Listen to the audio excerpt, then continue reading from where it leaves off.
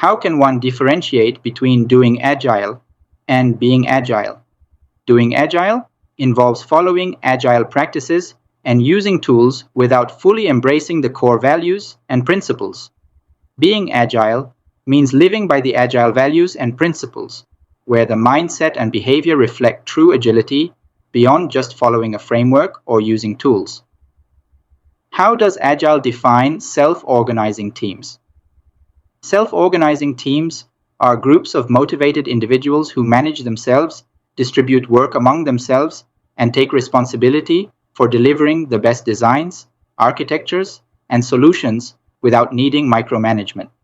How does Agile promote collaboration with customers? Agile fosters customer collaboration through continuous communication and flexibility, adapting the product to evolving requirements rather than strictly following a contract. How does an Agile approach differ from a predictive approach? Agile is iterative and incremental, allowing for continuous delivery and adaptation based on ongoing feedback. It's used when the scope is not fully known and can evolve during the project.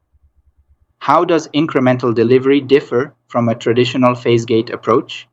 Incremental delivery involves delivering parts of the project's output in small, frequent increments, while phase-gate approaches deliver the final product after completing sequential phases.